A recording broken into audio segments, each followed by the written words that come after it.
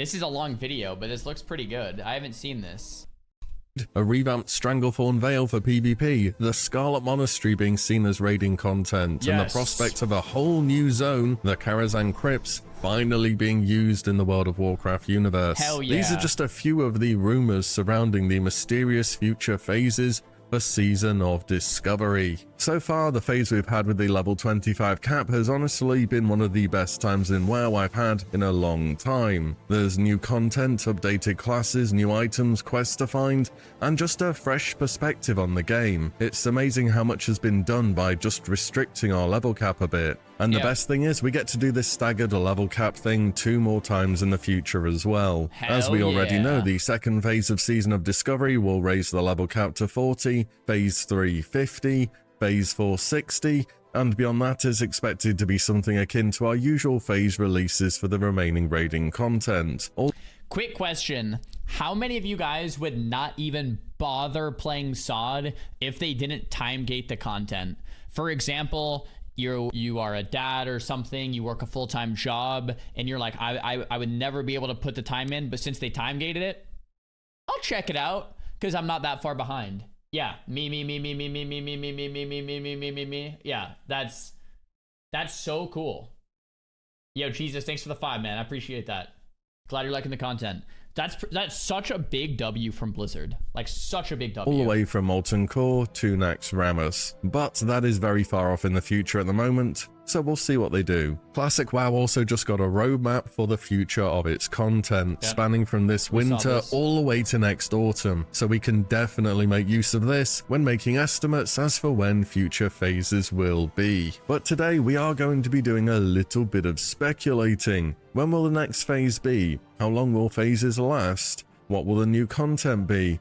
And ultimately, what happens to our characters at the end of the season? True. But first, a quick word from today's sponsor, Factor 75. They get blown up at the end of the season. It's coming up to gift giving season very soon. Shout out to Willie's sponsor, Factor 75. All right, we're skipping through the rest. Check them out if you want.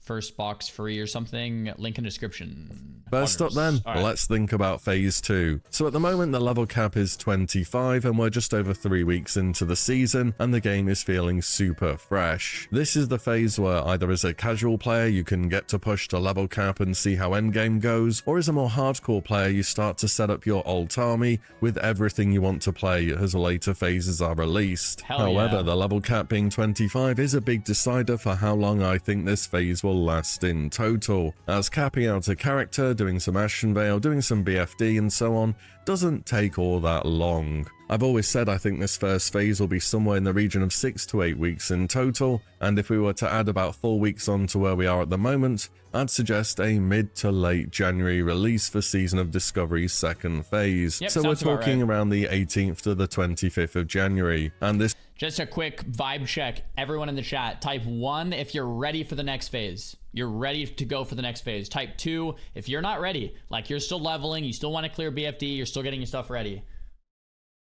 Yeah, like I see a good mixture of 1s and 2s. And honestly, I see more 2s, I think. It's a good mixture, but I think I see more 2s. So yeah, like people, all in all, like if you're a hardcore player, you're ready, right? But for like all in all, like people are still leveling and enjoying it, which is cool.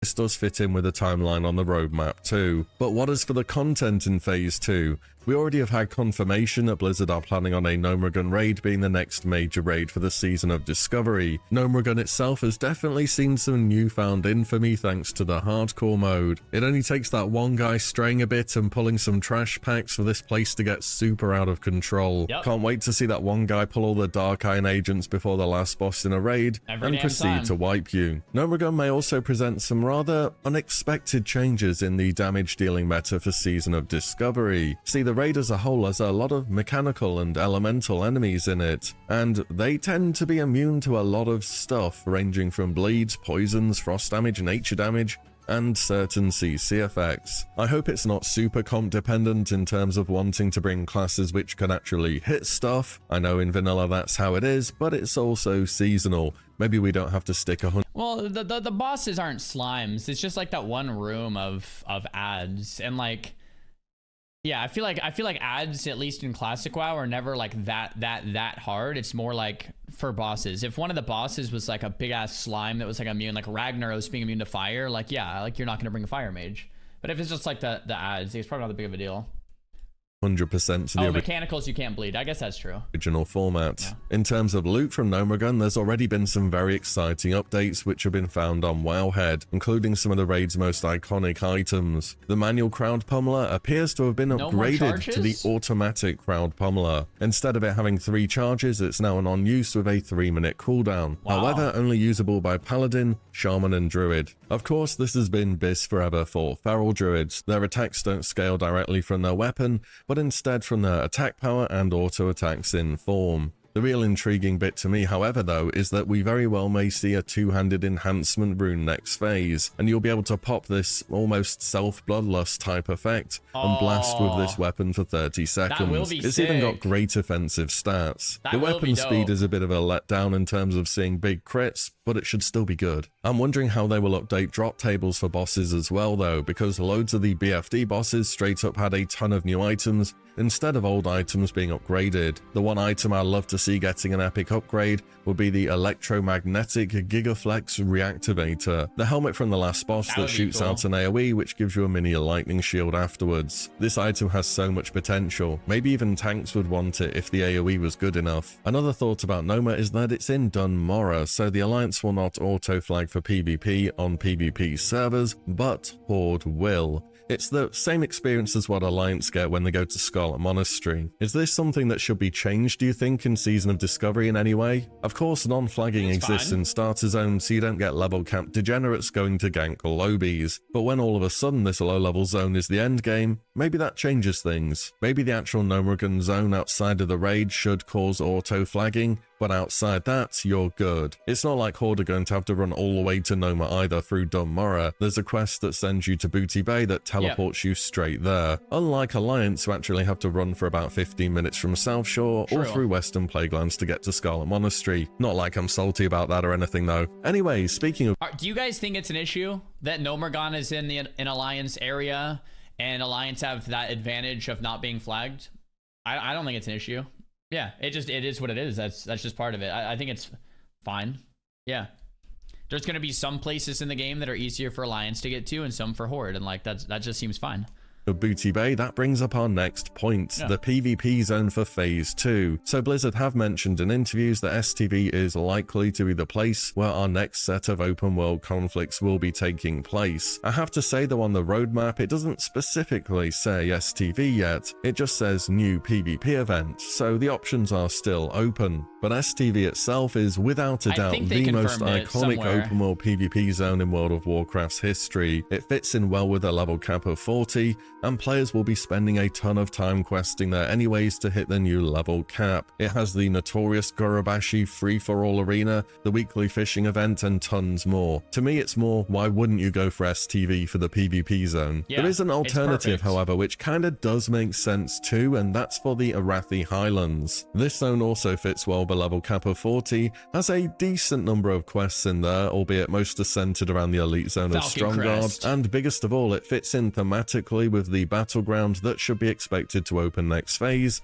Arathi Basin. I think they confirmed Stranglethorn Vale in some interview. I feel like I remember, I'm like 90% sure I remember them confirming that in some random interview. So yeah, STV. And whilst Battle for Ashenvale has had many a problem, if you can say one thing, it's a great way to gain rep and the rewards that are tied to the battleground. And thematically, us doing battle in Ashenvale, the place where Warsong Gulch takes place, totally makes sense that our actions within the zone would award reputation. If we're off PvPing an STV, how does that make sense for us gaining reputation with Arathi Basin? Well, it doesn't really. And I don't know if you've ever tried to do Arathi Basin rep through the battleground, by the way, but oh boy is it slow. Then again, it's a seasonal server, it's fine to do stuff faster or just differently from normal. Maybe some NPCs can be put into STV from your Arathi Basin rep, and they can say this is a vital zone of conflict to control, this helps your faction in some way, and therefore you get rep.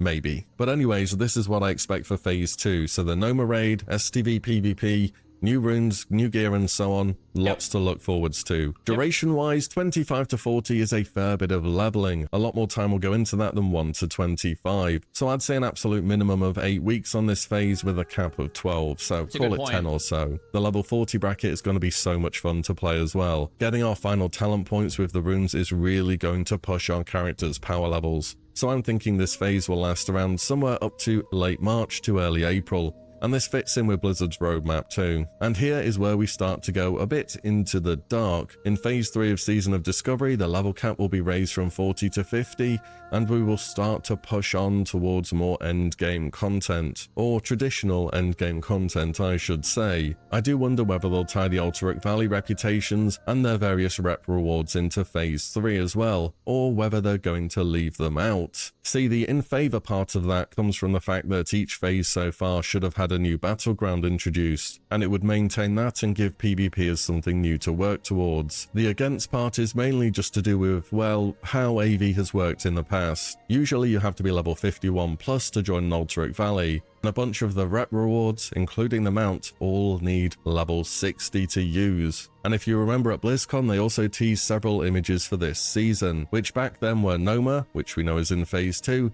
as well as the Scarlet Monastery and Karazhan Crypts. It would make sense Scarlet Monastery at 50 and Karazhan Crypts at 60, but we'll see. And Gnomeregan, of course, at 40. Scarlet Monastery make for the main raid at this level 50 bracket. I mean, it kind of is near the Alterac Mountains to the point where you could tie the reputation into some open world events, but where would the PvP zone itself go? The Alterac Mountains, perhaps? There really isn't a ton to do there, unlike Ashenvale or especially STV. I'm kind of having trouble making sense for what we know about Phase 3 at the moment, and it does feel like an area of this season that I am the most uncertain about. I hope there is another way SM. that this could go though, and that's for this phase to have Black Rock Depths as the main raid, and Black Rock Mountain, Burning Steppes, and Searing Gorge as the combined PvP zones. I don't know about you, but I really want to see BRD as a raid. It's practically... Bro, okay, BRD's, yeah, almost, he's about to say it, almost a raid anyway, but the PvP in Black Rock Mountain is so dope. Maybe at 60, that's what they'll do it, like a world event around Molten Core, right? Where, yeah, like something around like the lava and, oh man, that would be so fun. Yeah, We're already South big Shore enough to for be the a raid, 51. and you could put so much cool stuff in there. And BRD fits in okay with a level cap of 52. Some of the bosses in there definitely are higher levels for that, but the alternative would be to have this raid at 60. And level 60 isn't short on content or raids already. I think it would be great to have BRD as its own full phase in Season of Discovery. It's a dungeon with a legacy that absolutely deserves time to shine and to be its real own piece of endgame content. As for the open world PvP, battle for Black Rock Mountain. That'd be so Maybe fun. some kind of King of the Hill vibe to it where you need to hold certain areas down. The fun in BRM PvP was always in outmaneuvering your opponents or sending people on stealth missions to scout and pick off targets. There is so much potential in this mountain, and I hope that we get to experience it in Season of Discovery.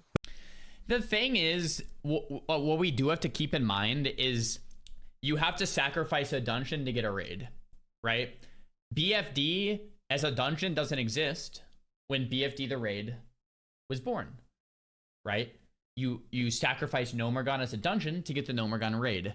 Now the question is, would it be worth to sacrifice BRD the dungeon, which is one of the greatest dungeons of all time in my opinion, to get BRD the raid, right? Or would it make more sense to sacrifice Sunken Temple, right? Or would it make more sense to sacrifice like Scarlet Monastery? I don't know. That's tough. I feel like BRD is such a long dungeon anyway. Yeah, I don't know. We'll see. We'll see what they do. We'll see what they do. The duration of this phase, again factoring in leveling and all the content available, a good 10 to 12 week average sounds okay. Maybe even on the short side. This would bring us to around mid-June, which if we look at the roadmap is a little bit early perhaps. I could be overly reading into it, but the 60 cap feels as though it's more angled towards July at the moment, but who knows, things can always change. Next we have phase 4 and the final push from levels 50 to 60, and the point where we start to do Classic's traditional endgame. Here's a thought, do you reckon we'll return to 40-man raids after having done 10, maybe 20-player raids throughout the whole season so far? Smaller raid sizes and shorter lockouts are generally more casual friendly. They allow more chances for people on new roles to find a group, and well, I think I can summarize how I feel about 40-man raids in one single picture. So yeah, the prospect of getting 40 players together, very cool once we're in the raid, not so cool on your guild's leadership. I'd be down to try sticking to smaller size raids though. Again, it's seasonal, we can just try stuff and see how it feels. In terms of content, of course for PvP, we would have Alterac Valley making a return. Open world PvP wise, there is already stuff in the game, to be honest, it's just kinda bad. But the potential is there if these events are iterated upon. You've got the Eastern Plagueland Towers where when a faction holds them, people in the zone and in these strat dungeons gain various bonuses. And then there is Silithus and the Sand Running, where you pick up an item and run it to a guy. The first faction to fill their scoreboard gains bonus reputation in the zone and raids for a while. Forgot about that. So yeah, not the most exciting stuff at the moment, but maybe we can get some reputations affected by these events, get some more rewards in there, and just make it a bit more worth players' time. We are all, of course, looking forwards to the new Kara Crypts raid. As for when it releases, though, that is a tough one. And if the phase before level 60 was centered around Blackrock Mountain, the following one leading us into Molten Core kind of does make sense. And after that we have BWL, again that's in the mountain, and then AQ40, which is really its own thing, way out of the way. We do have a link between Karazhan and Naxxramas though, through Medivh and the legendary staff at Yesh. It's not a huge amount to go off, and it would of course mean quite the wait between level 60 and Naxxramas, but it's something. Also, there's no way Phase 4 would be the final phase either. There are still so many raids to go through in Classic. If we take a look at Classic's timeline from its re-release in 2019, we can see we've got quite a bit of content to do, and we will also already have some stuff that used to come in future phases already. I think the number of phases can be squished quite heavily here. We will have all the battlegrounds out, I imagine. The honor system's already there. Diamor's been out on every release Blizzard has done post 2019, so I'm pretty sure they're going to do it again, if not before level 60, then at that point. World bosses don't really warrant their own phase, nor does Zul'Gurub in my opinion. We could have those in mini 0.5 phases in Season of Discovery, which really leaves us with just the big new raid tiers dictating phase releases. So we would start with Oni and Molten Core in Phase 4, and then with Nax on Phase 7. Phase 4 would also be when players are doing that level 50 to 60 push at the start, and that is one big old grind in vanilla. Yeah. You know, XP wise, it's either being level 46 or 47 is halfway to 60, so players are going to need some time to cap out. This phase seems to be a pretty lengthy one too, lasting from what looks like July all the way into late autumn, which is going to be 3 months or so. So the next phase will be late September, early October. Blackwing Lair will be the next raid to come out, and alongside that at some point in time you need to fit in the various world bosses, so the non-green dragons and the green dragons, as well as ZG. I think some of those can come before BWL, some a little bit after. Give it about 8 to 10 weeks for Phase 5 and BWL, which means Phase 6 and NQ40 would arrive in late November to early. Well, there's always the traditional content to be released in phases, but the way I took the graphic, and maybe I shouldn't have, is there's the opportunity to release new raids as well, right? Like, of course, Karazhan Crypts, but what about like Uldum or Hyshal, or like there's more opportunities there too. Hopefully we see more new stuff and not just content that we've already seen. We'll see. December. I kind of doubt they're going to do the war effort on a seasonal server, to be honest. They had it auto-completed for hardcore servers, for example. They do have their own set of difficulties on there, of course, but it just seems as though it's a lot of effort to put people through when the server's expected to have an end date. And finally, the re-release of Naxxramas for Phase 7 would come around in early 2025. Of course, around this time, Kara would drop as well, if it already hasn't. Kara Crypts could be a thing that Blizzard hold on to try and get something cool towards the end of Season of Discovery to bring people back. And I do think having something to keep people coming back during the latter parts of the season will matter. Because when we get to 60, it's just back to Molten Core and Onyxia again. Right. I guess we better hope that the classes feel amazing to play, because typically for me, the early classic raids have been on the weaker side. Then again, Blizzard have done a great job revamping BFD, so maybe they have time for a few tweaks here and there, to make some of these early raid encounters just a bit more engaging. Not difficult content or anything, people have shown us time and again that's not why they're playing Classic, but just a few changes where at least you need to be paying a little bit of attention. But give it 12 to 16 weeks or so for the final phase and it will probably be time to wrap up Season of Discovery. This would happen around April-ish in 2025. This would mean a total duration of about 16 to 17 months for the season. And can I remind you, Season of Mastery went on for way longer than you probably remember. It was released on the 16th of November 2021, and it closed on February 14th, 2023. That's some 15 months, and I'm just saying Season of Discovery already has more going for it than Mastery did. By this timeline, the pre-level 60 content will last about 8 months, and the post about 8 months. That doesn't sound too unreasonable, I don't think.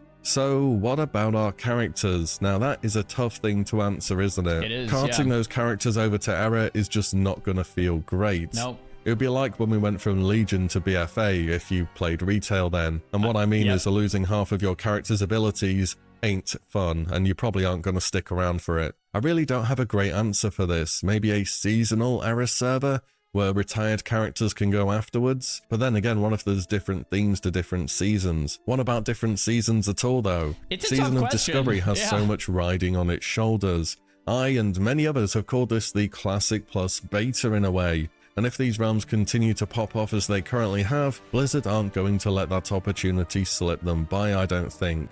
Or at least hope. My instinct at the moment and the thing that makes the most sense is to say that characters will go over to Classic Era, but I don't think even Blizzard knows at the moment. We just need to see how Season of Discovery plays out for a bit longer before we can really get a feel on this. All right, maybe this is stupid, but if there's enough success with Season of Discovery, what happens with Blizzard just continually pushing the timeline? Like in 2025, when Nax is out and Karazhan's out, and say people are like loving it, what's with them? What would be wrong with them like revamping Hyjal and like doing a whole new zone with more world PvP and another raid, better gear, new quests, and then have that like for a couple, 6 months, whatever, and then release another new, like they just kind of keep pushing the content and pushing the horizon, right? I mean, Classic Plus, right? That's kind of what I thought they would do. At 60, they would kind of just keep kind of updating the game to some degree, right? And seeping in new content. But I guess still, say you do that to 2026, 2027, like, well, where do you go from there? And yeah, I don't even think Blizzard knows. But this is still all so far off in the future. Right now, we have the present in Season of Discovery, and at the moment, I think it is doing amazingly well. I want to hear what you think for the future phases and phase duration though. Am I on track? What do you think of the roadmap Blizzard gave us? And is there something totally different you'd want to see out of a future phase this season? Let me know down below in the comments. And as always, thank you all so much for watching and listening in. And I'll see you all in the next one very soon. Cool. That was actually a good video. Thanks for linking that. That was a Willy video, Future of Sod. I mean, we knew a lot of the stuff in there, but he broke it down pretty well. So thanks to Willy for that.